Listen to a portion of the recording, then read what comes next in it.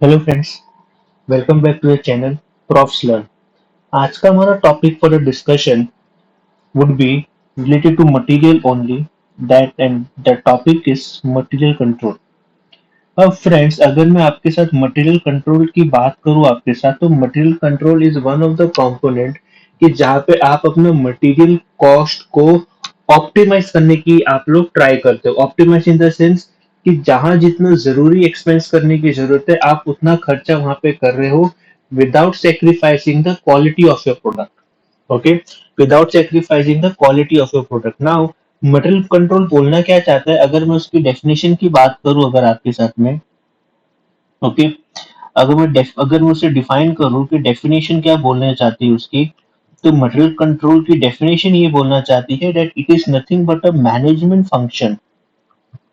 Okay, it is nothing but a management function जो किसके ऊपर कंसर्न करता है, किसके ऊपर ध्यान रहता है। पहला आपका स्टोरेज, दूसरा हो गया आपका हैंडलिंग, तीसरा हो गया आपका use of material. Okay, okay, पहला हो गया आपका स्टोरेज, दूसरा हो गया हैंडलिंग एंड तीसरा हो गया आपका यूज ऑफ मटेरियल। इस ये तीनों फंक्शन का ऑब्जेक्टिव क्या होगा फ्रेंड्स हमारा, what would be the objective of this. Okay, objective हमारा क्या होगा, objective will be to minimise the waste.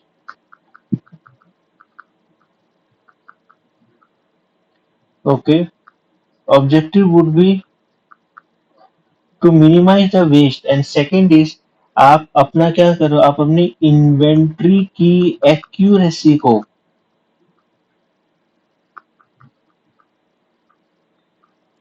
आप अपनी इन्वेंट्री एक्यूरेसी को इम्प्रूव करोगे फ्रेंड्स। आप क्या करोगे, आप अपनी इन्वेंट्री एक्यूरेसी को इम्प्रूव करोगे। अब आप इन्वेंट्री एक्यूरेसी का मतलब क्या हुआ, कि समझिए फॉर एग्जांपल, आप एक 1 kg ऑफ रॉ मटेरियल अगर आप लेते हैं फ्रेंड्स, तो आपको मालूम है कि 1 kg ऑफ रॉ मटेरियल का यूज करके I can produce 5 kg of finish goods. Okay, मैं 1 kg ऑफ रॉ मटेरियल को लेके क्या कर सकता हूँ, 5 kg ऑफ फिनिश गुड्स में प्रोड्यूस कर सकता हूँ। तो सबसे पहले मेरी रिस्पॉन्सिबिलिटी यही रहेगी कि मैं मेरी 1 kg ऑफ रॉ मटेरियल को प्रॉपरली ये प्रोडक्शन प्लांट तक लेके आऊं मैं।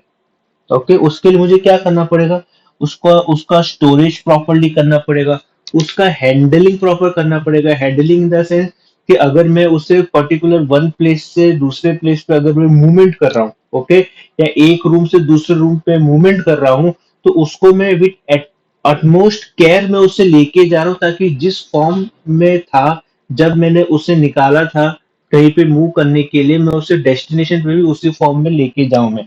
That is known as handling. और फिर यूज ऑफ मटेरियल, मैं जब यहाँ तक मेरा आ गया, यहाँ तक मेरा प्रोडक्शन प्लांट तक मेरा यूनिट आ गया या मेरा रॉ मटेरियल आ गया, now my next concern would be, मैं इसको एकदम अच्छी तरीके से यूज करूं, उसका वेस्टेज ना यूज करूं। ओके, इसका बेस्ट एग्जांपल मैं आपको देता हूँ फ्रेंड, जो हम लोग डे टू डे लाइफ में हम लोग देखते ही हैं कि हम लोगों ने हाईवे वगैरह पे या हमारे रिस्पेक्टिव सिटीज में हमने हमारे पेट्रोल के ट्रक्स देखे होंगे। ओके,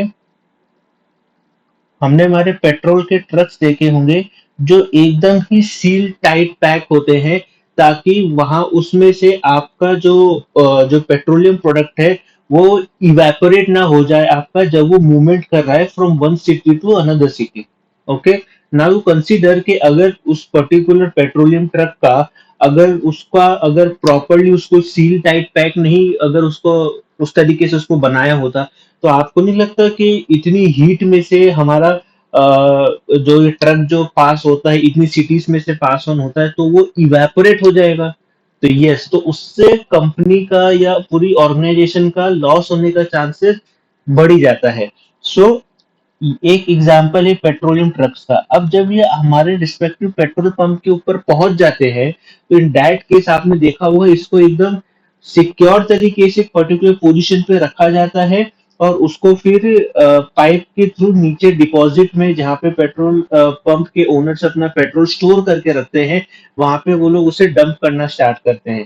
क्या कभी आपने ये चीज देखी कि पेट्रोल पंप के ऊपर एक ट्रक है, वो अपना जो है वो पेट्रोल जो लेके आया है वो उसे डंप कर रहा है, और हर जगह पेट्रोल ऐसे फैल गया है ऐसा? Did you see that? कभी नहीं होगा ऐसे। So that is nothing but handling as well a use of material, कि आप उसे प्रॉपरली कर रहे हो, आप उसको स्प्लिट आउट नहीं करो, आप उसका वेस्टेज नहीं कर रहे हो। तो मतलब जितना समझो, अगर 100 लीटर्स ऑफ पेट्रोल आया है, तो वहां तो आपका 100 लीटर्स ऑफ पेट्रोल ही आपका वहां पे स्टोर होगा आपके वेयर हाउस में, और उतना 100 लीटर्स आपको एकदम प्रिजर्व करके रखना है, एकदम अच्छे से रखना है, ताकि आप वो 100 लीटर्स आप क्या कर सको, 100 लीटर्स आप पब्लिक को सेल कर सको, and you can earn profits from that. So this is nothing but a one example जो मटेरियल कंट्रोल की डेफिनेशन को एविडेंस करता है, एंड आपको ये कंसेप्ट समझने में हेल्प करता है। यहाँ पे क्वेश्चन किसी को आ सकता है, you are talking about the finish goods, जैसे हमारा पेट्रोलियम प्रोडक्ट हुआ जो हमारे जो हमारे ट्रक से ट्रांसपोर्ट होकर जाता है, that is nothing but my finish goods. See, it the same concept applies to finished goods, the same concept applies to raw material also. Okay, material includes your raw material also, material includes your finished goods also, material includes your work in progress goods also. So we need to be very much careful कि हम material का controlling हम लोग proper तरीके से हम लोग लेके जा सके हम लोग। ओके, अब अगर जो हमने डेफिनेशन जो हमने रीड की, अगर उसमें मैं उसके कुछ फंक्शंस अगर आपके साथ बोलूं कि हमारे मटेरियल कंट्रोल के फंक्शंस क्या होते हैं, कि हम उसमें कौन कौन सी एक्टिविटीज हम लोग करते हैं। functions of functions in let's say what you say material control.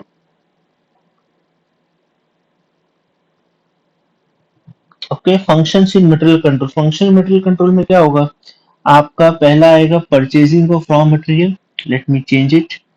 Okay, पहला आपका आएगा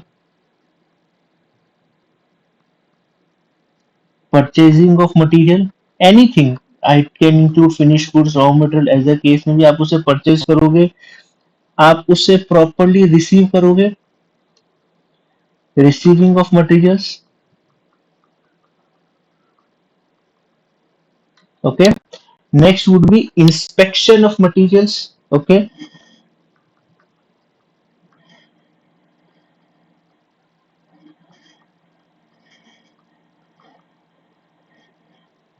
अगर मैं इंस्पेक्शन की बात करूँ तो ये इसमें प्रॉपरली इंस्पेक्ट करूंगा कि जो कि जितना मटेरियल मैंने मेरे स्टार्टिंग पॉइंट से डेस्टिनेशन के लिए रिलीज हुआ था, उतना क्वांटिटी ऑफ मटेरियल मेरे पास आया है।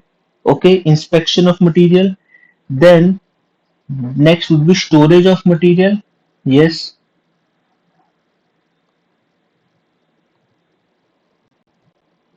फिर आपको जितना रिक्वायरमेंट है उतना ही आप इश्यू कर रहे हो, और उसका भी एक ट्रैकिंग आप मेंटेन कर रहे हो, that is issue from materials.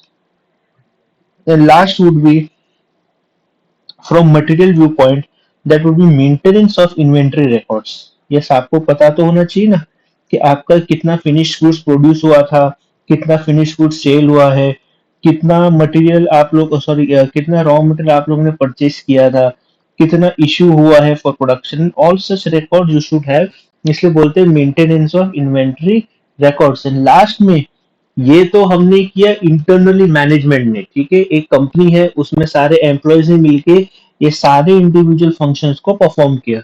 Now in ये सारे इंडिविजुअल मेंबर्स ने मिलके काम अच्छे से परफॉर्म किया है कि नहीं, उसे फिर से हम लोग एक थर्ड पार्टी से या एक आउटसाइड पार्टी से या एक इंडिपेंडेंट पार्टी से हम लोग क्या कराएंगे, ऑडिट। इन सब का क्या होगा, ऑडिट, जिसको बोला जाता है स्टॉक ऑडिट। तो this is what material control में बेसिकली इतने सारे आपके मटेरियल्स और सॉरी इतने सारे आपके फंक्शंस आपके इन्वॉल्व होते हैं फ्रेंड्स। आई होप आप लोग को मटेरियल कॉस्ट का मीनिंग आप लोग को क्लियर हुआ होगा।